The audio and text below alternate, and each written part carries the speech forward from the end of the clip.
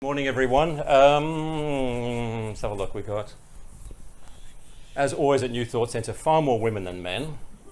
Because I was going to play a little game and get all the men to move one side and the women to the other side. We can do that. Well, all the women are working anyway. So what I'll do, you'll have to raise your voices. So if I ask a question, who has more power, the women or the men? Where are the voices? Women! All right, so women more power. And no, women claim power. They're just, the men kept quiet. And however, who's more accused of abusing power, women or men? Men. Oh, women are pretty quick at that one. That didn't take long. So, if we say that women have more power than men, but we also say that men abuse power more than women, what is going on here? We're giving it away. They have physical strength. Physical strength, okay. Men want it. Men want it. Yeah. So anyway, so I actually asked a group of about 100 people this question quite recently. I know about an evenly split group. And of course the women yelled, "We have the power!" And men just kept quiet, kind of stunned. But then also the women accused the men of abusing power. And was, okay, so what is that? So what does power mean? And hence a question that went around. You know, we use this word quite freely. We say the position of the president is a powerful position. We talk about this as a powerful person. We talk about that's a powerful nation. We talk about the military as a powerful apparatus. What do we actually mean by power? And we say that women have more power than men. So what's going on? Where are they? So that was quite interesting around that. And just as we had all different responses here of what power means, and whilst we all use it as though we think we all know, we agree what it means, as though we have an agreement of the word, we use it.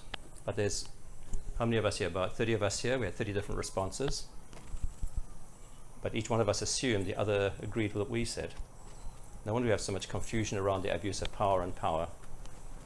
So what the work I've done around this, and it's been an important part of my work because as Momi was introducing me, around about my mid-30s, my little crisis in South Africa, which is apartheid South Africa, where apartheid was everything, was racial, was religious, it was sexual orientation, was everything. It was just, as long as you're a white, conservative, Afrikaans man, you had the power, or you had control.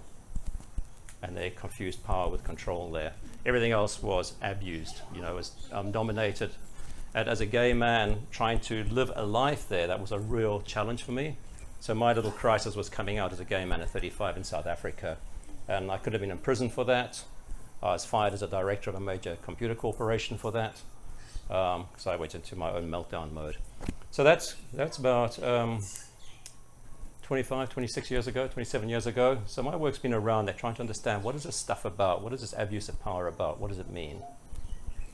And if women have more power but men abuse it, what does that mean as well? So it came down to how we spell power. I think only a couple of people here actually spelled power with a capital P. Bryce was one of them. Most of us spell power with a small p. So what does that mean? So power would spelled with a small p in the dictionary says the ability to do something or act in a particular way, especially as a faculty or quality. Okay? So when we talk about a powerful man, for example, when spelled with a small p, we are saying nothing more than he has the ability to act in a certain way, for example, to chop wood or to lead an organization. That's what a small p, that's what small p power is. So a lot of people here said, what does power mean? It's to forward movement, it's to act, it's to direct. Okay, so that was what I call small p power. So is that the same power we're talking about when we talk about a quality or attribute of God? So as part of that, in my book, I do define it as the capital P power. And when I say power, when spelled with a capital P, is an elusive thing. That's why we struggle with it. Teachers of the Toltec wisdom traditions from the pre-Aztec Central American civilization have tried to define power. Power is neither invisible nor visible. Power can be felt, but then again, it is not a feeling. Power is both an object and not an object at the same time. Power can only be known through direct experience. To talk about power is meaningless. And as power is a force, yet at the same time is not a force, it becomes virtually undefinable, as we saw with like 30 different definitions. So we therefore think of power as an attribute or quality of the creator or infinite intelligence or spirit or source or the divine or God or the unknowable or whatever you choose to call that sense, that there is something greater than yourself. Okay? So that's kind of the definition of power with a capital P from the Toltec teachings.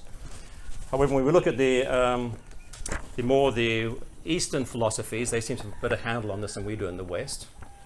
Under Taoism, we have the yin and the yang.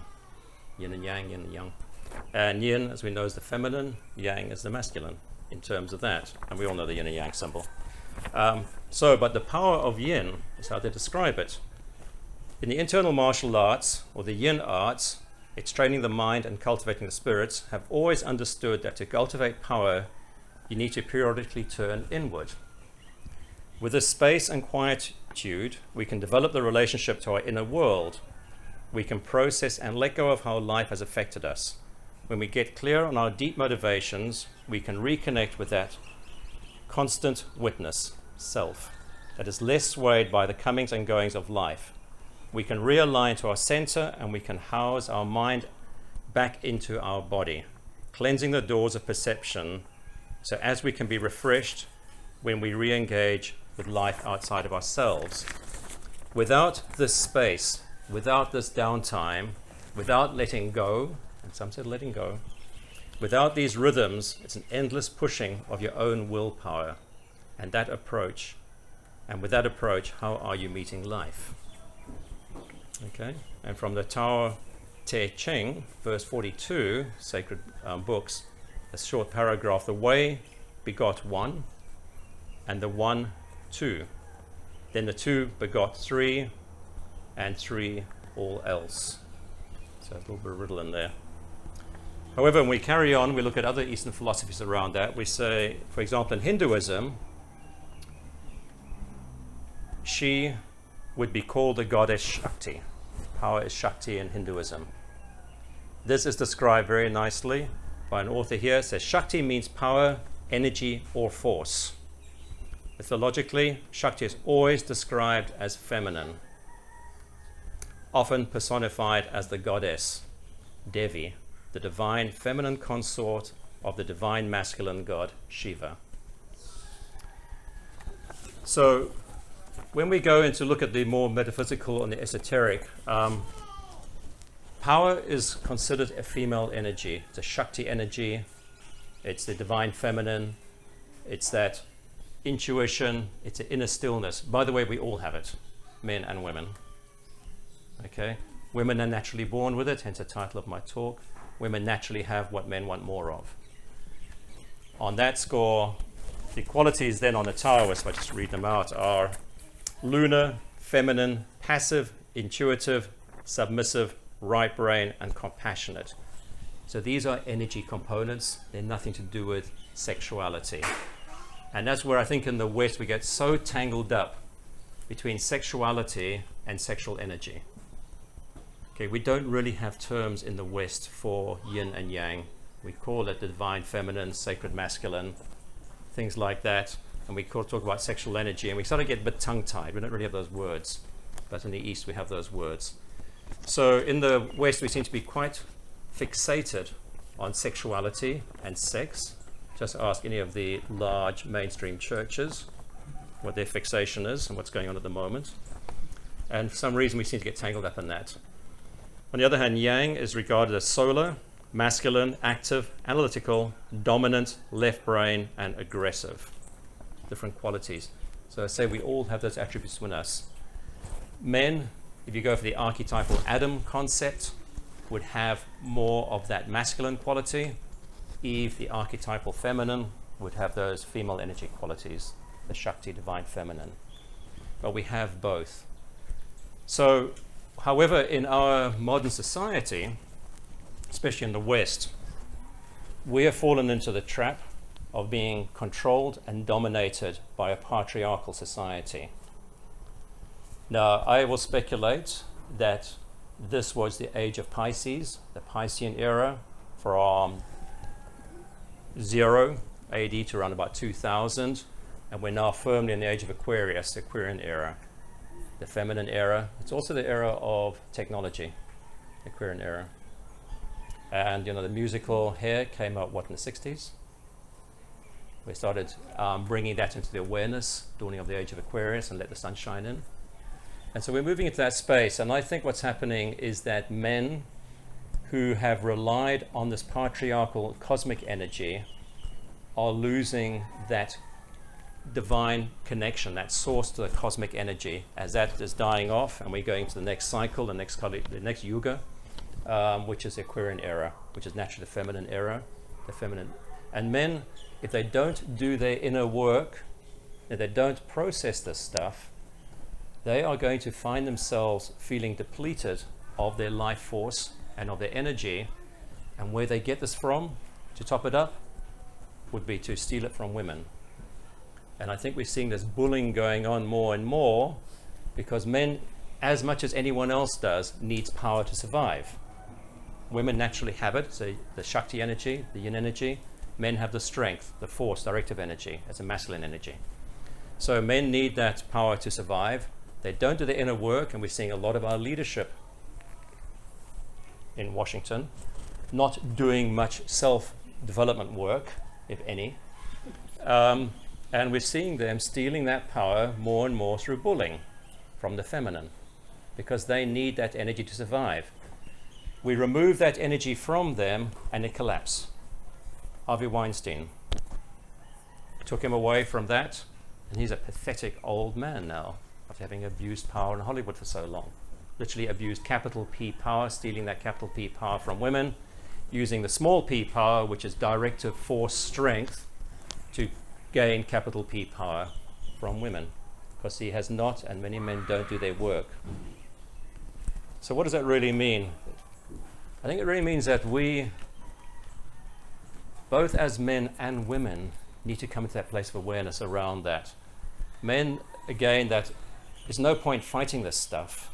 Let's take responsibility and ownership for it and start doing that inner work, that inner healing, the inner connection. So, of course, what is the greatest source of power we know as capital P power? God. Because power is an attribute of God.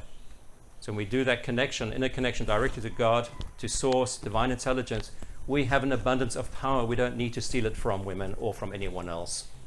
We don't need to have pedophilia rings. We don't need to have this kind of dark energy stuff going on to get power from others. It's not necessary.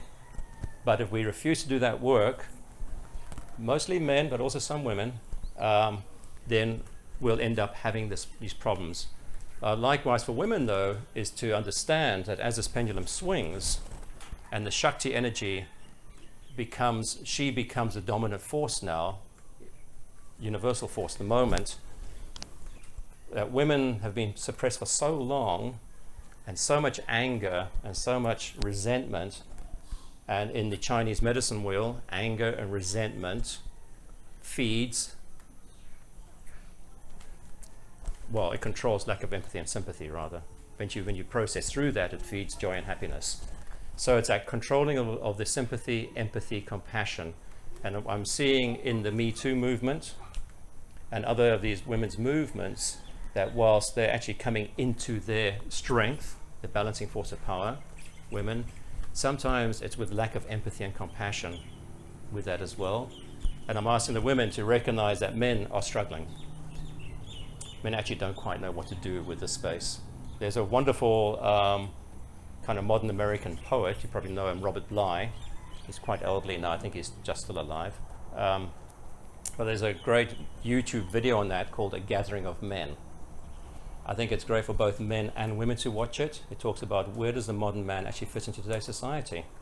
He doesn't know. He's really struggling. So it's a gathering of men around that. And so how did we get to the point of losing our power? Because women have lost their power as well, and men kind of were split out of them when they became men. It goes back to the old mythology of Zeus. He writes a great story, and the splitting of two. And the story goes that when we incarnate, we make a choice. Pre-conception, we're both the divine feminine, sacred masculine. We're one with God pre-conception as pure soul beings of light. We then make a choice to incarnate through those parents, that mother, that society, that brother, that sister, those friends. We also make a choice then, what do I want to come into this world as? A man, a woman, black, white, gay, straight, for the soul evolution, soul growth.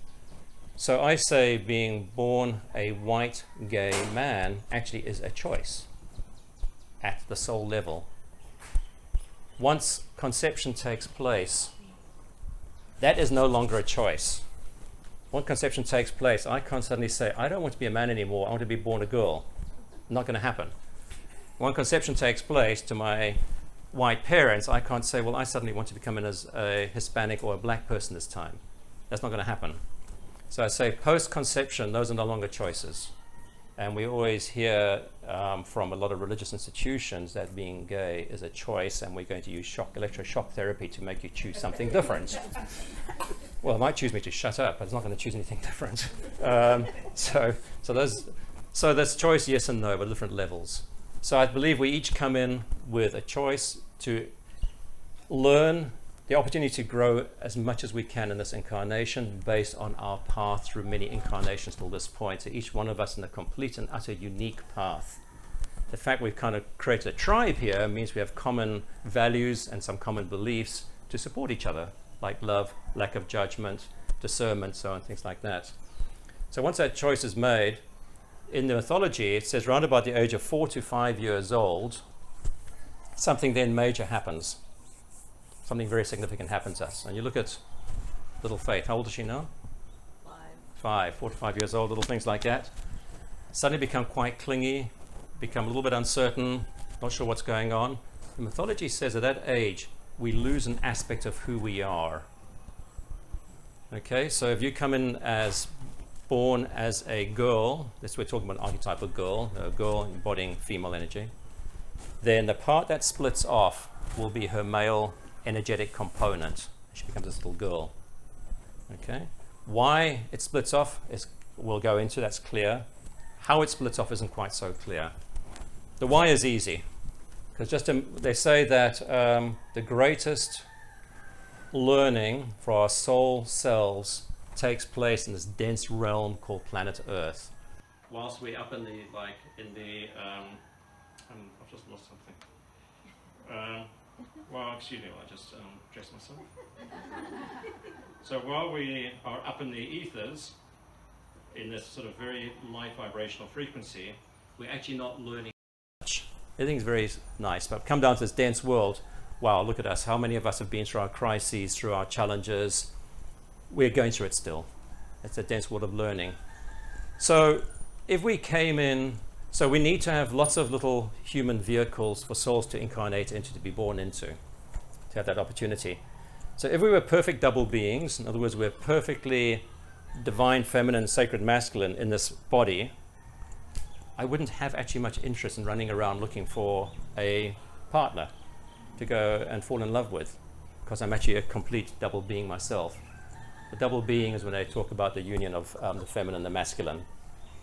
It's because we go out looking for my soulmate, my perfect match, my double, my energetic double, and because I've forgotten completely that this thing's actually not out there somewhere, but it's actually inside here already, never went anywhere, I just forgot that I had it. That forgetting takes place around about the age of 4 to 5. Get distracted by shiny object syndrome, everything happens. Because I forgot that, I will think, oh, it's in you, or it's in you, or it's in you, and I'll suddenly fall in love, or actually in lust, with a person outside of myself. And that act is really important, because in that falling in lust is when procreation takes place, babies are born, new vehicles arrive for new souls to incarnate into. And so we still have the soul growth. So it sounds a bit sort of clinical and cold, that, but from a spiritual angle, there's actually nothing complicated about it. Okay? But when we've produced our children, we've done our work, we then say, well, who am I? What am I? What's this all about? Especially when the kids are off our hands, we're then left with this question still. So in the model which I created as part of this, and was given to me down at City of Refuge, actually, this Path to Freedom model, which is, the whole book's really based on that. It's saying we come in over here, where this is axis, where we have society's expectations of how we should behave, from independence and liberation to conformity to compliance. Then over here, we have the soul energy. The soul energy, the integration, the complete integration of divine feminine, sacred masculine, I am that whole double being, to separation. And we know what religion does. It does its best to separate us from our God selves, saying the way through to God is through me. Priests or other people, hand over your power to someone else. So it causes separation. So we come in over here at conception.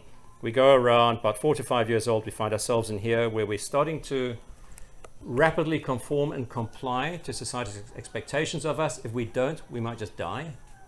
You know, we're utterly dependent upon society around us to feed us, to clothe us, to house us, to make us feel safe. So we learn very rapidly what the rules of the game are. Same time, around that age of 4 to 5, we're sent off to schools. Governments get hold of us, religious institutions get hold of us, the system gets hold of us. We drop into the matrix. And the matrix there is those rules which force us to conform and comply to other people's way of thinking. And that happens through our teen years. We fight up against that. We eventually find ourselves there. I call the place of total control, with separation from the soul being of who we are. We've forgotten that. Next to me, as a gay man, by the way, what stands next to me is a male form embodying female energy. I see these as a seer. I've been trained to see this, so I can actually look at each one of you and see what you're embodying.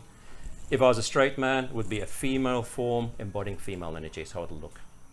A straight woman would be a male form embodying male energy. A lesbian, if you want to label people, would be a female form embodying male energy. That's the sort of the extremes, you know, the labels, you want to give labels. And I'm kind of over labels because we're getting to a very fluid world now. All right, so as we're getting more and more into this cosmic intelligence and becoming closer as soul beings and divine beings, we're embodying more of these energies. The more we're accepting of the fact that divine feminine sits right within me, the more I stop labeling what's outside of me, and it becomes this accelerating spiral. So I think we come through this as total control. At some point, we hit the point of crisis. I want to be seen for who I am. We can call that return of Saturn if you want. Age 28, 29, 30. Mine was 35. I was stubborn. Because I was too scared. I was too afraid. Sits there is fear-based conformance and compliance, apartheid South Africa, fear of imprisonment, and then that meaninglessness of sitting there in this corporate world, totally meaningless. But one knows where one sits on this thing, because I was sitting in a place of anger, resentment, powerlessness, and shame, ashamed. And that's when we know we're sitting in a place of conformance and compliance. We feel any of those energies. Okay? Eventually we want to be seen. We want to find our tribe. We have to go through a breakdown, which creates a breakthrough, hopefully. Spiritual crisis leads to spiritual emergence or spiritual emergency. Understand the why behind emergency. Take the why off it and you get spiritual emergence. That's all this process here, the crisis. So eventually you get to a point where you say, I'm no longer going to fall under conformance and compliance. I want the courage. It takes courage to step out of it. And then with that, in that crisis and meltdown, I surrender. Someone said surrender here. Just totally surrender to God, surrender to Spirit.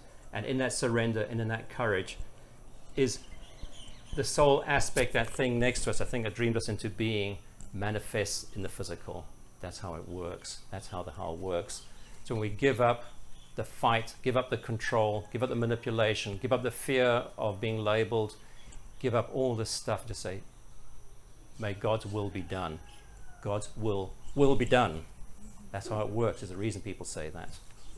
So that's really what that's about, that model. It's fully explained. Now, I want to just bring this little picture here, again, as part of that. I call it grand conspiracy. We've got to have conspiracies. We're in the conspiracy era at the moment. And so society, governments, and society we live in, doesn't matter which society we are, got rules and regulations, just area A here. Religious institutions keep us down here, separated from the soul aspect. They co-conspire. We say we're in a secular society. Right. You know, we see on our banknotes, "In God we trust." Seriously? On the banknote. When I did my immigration test, the first question I was doing, they got these 100 questions when you become a US citizen. And they pick up 10 out at random. As soon as you get the first 6 right, they say, "Welcome." The first question I was asked was, what is the definition, or what does freedom of religion mean? Interesting. So just think about that for yourselves. What does freedom of religion mean? Just 1 or 2 answers. You can believe in anything. You can believe in anything, okay? Anyone else? Choice, okay. What else? Freedom to practice outwardly what you believe. Freedom to practice anything you believe. Okay, all 3 of you failed your citizenship test. That's interesting, because the freedom of religion means the freedom to choose any religion you wish, or no religion at all. If you don't get that last bit right, fail. Okay? So then I go for my Pledge of Allegiance, and it's all being filmed, and you've got to do it, otherwise they won't give you a little certificate. Last thing it says, "So help me God." I felt like saying, "Excuse me, I just did my test, said, or no religion at all. What's the "so help me God" but sitting on there?" You know, and we wonder why we live in a schizophrenic society. And then in God we trust on our currency. Yeah. So these are kind of interesting things. We got ourselves in that position. There's total control, manipulation by religious institutions and governments, and it's a mess, actually. But the grand conspiracy is we're locked in that place. There is no direct link back up to here where freedom's to be found. That's where the inner work takes place. Women know this more than men because, I'm cutting in and out, because power is the energy used to propel us through.